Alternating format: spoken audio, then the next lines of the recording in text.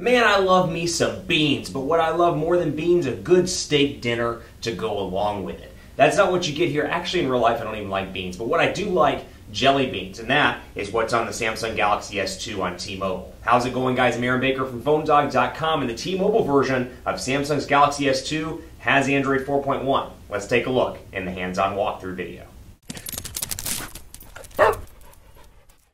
Here's Android 4.1 running on the T-Mobile Galaxy S2, and I think for a lot of people, if you were thinking about getting the Galaxy S3 or maybe even the Galaxy S4, you got some time to spare now that this device has Android 4.1.2, because yes, the S3 and the S4 have more features, but if you're looking for some of those kind of system things that you get with Android 4.1 or 4.2, you're going to be pretty happy with this update. First of all, you can see out of the gate, the notifications area looks totally different here. You can see it's much more fitting to what you would see on the Galaxy S3 with Android 4.1 with a newer version of TouchWiz, and granted, it doesn't have the same nature effect type unlocking mechanism that the Galaxy S3 does. So you see that it kind of keeps its own brand identity there. They're not trying to bring all the nature UI stuff over onto the Galaxy S2 because at some point they may get too close and people may say, why would I upgrade? And obviously an OEM never wants that. They want to keep you happy, but then they want to keep you happy, so happy in fact, that you upgrade to their current product and then the next product and then the next product. So you get how overall kind of how the marketing scheme works. But you can see again Android 4.1 running right here, TouchWiz user interface,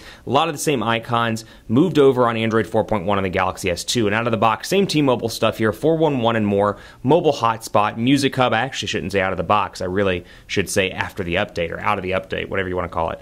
T-Mobile My Account, T-Mobile Name ID, T-Mobile TV, and you're obviously seeing some different looks and feels here in terms of the icons. You know, they look a little bit different in some cases. Visual voicemail, quadrant standard, which I installed so we can do a quick quadrant standard test. And again, just a lot of little things across the board. So Project Butter's running behind this, so I just find it to be faster overall versus Android 4.0. And you can see when you go to the wallpaper, for example, you got your home screen wallpaper, and we'll jump in here and so you see the original Android 4.0 homepage wallpapers, and then you've got over here the Galaxy S3-esque and Note 2-esque wallpapers as well. So you do get that brought over onto the T-Mobile Galaxy S2. And then other inclusions, I should say, are bubble style, background style, and the text messaging. So when I go into messaging, I can customize and make this message my own. So for example, with bubble style, I can change this around, make it my own if I want to, and of course the typical blue and yellow out of the box, but I can change this much like the Galaxy S3, much like the Note 2. I've got that feature where I can move those around and really make those my own. And same thing with the background.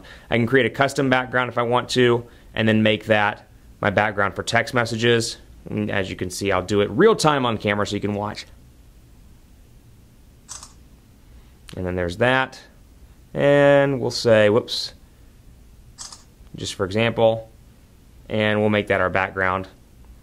And Shazam. I didn't save it, but you get the idea. Maybe it auto-saved for me.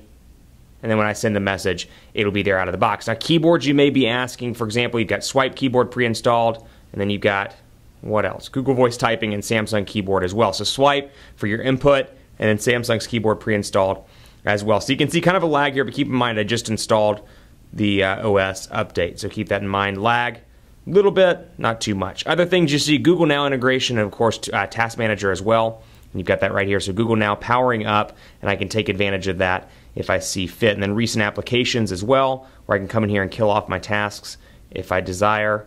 And I've got those right there. So again, very, very similar across the board, at least in some aspects, to what you get from the S3 and the Note 2. So some updates like that really make it a nice little bump. Last but not least, let's take a look at Quadrant Standard here, and we'll take a look at the settings as well before we sign off, but we'll run the benchmark right now. So again, software very similar across the board. Let's go ahead and run this. It seems like it's taking its sweet time. Oh, Quadrant Standard has stopped. Let's try that again. Power up Quadrant Standard, run the benchmark, and let's see what we can do here. Let's make some magic. T-Mobile and Samsung, let's do this. So Android 4.1.2 is the actual software that's updated. You get more of a revised version of TouchWiz, again, without the nature elements or without most of the nature elements. But what you do get that I like, and I'll show you in just a second, you still get blocking mode and you still get standard setup versus the easier setup mode. So perhaps you're buying this as a discounted device for your mom, your dad, somebody that's new to smartphones. You can set this up in the easy mode and make it much easier for them to kind of get accustomed to Android before you put them on full-on Android. So I'll show you that in just a second once we move through Quadrant Standard, but that's there. The like I said, the font stuff in the system interfaces there. So you've got that, you've got the battery percentage, so a lot of stuff carried over, and then of course some new customization things to really make the device your own. So Quadrant Standard's running right now, and we'll wrap this up and take a look at what our score is and see if it's improved over previous versions of the Galaxy S2 running Ice Cream Sandwich. So it's completing its tasks, it's chugging along, and let's see what we can do. Bam, proceed. And it looks like a score of 3,724. So again, for an older device, a device that's almost 2 years old, not bad by any stretch of the imagination. 3,724. Hey, it's just nice to get software updates, right? I should point out this is not an over-the-air software update. Due to its size, it's a huge file. You have to download it through Keys and install it through Keys. So you have to download that on your computer, get it powered up, plug in that USB cable, and you'll be good to go. Last but not least, show you the settings here so you can see what I'm talking about. Home screen mode, the option between basic mode and easy mode, so you can really make this a device that's easy for a first-time smartphone owner.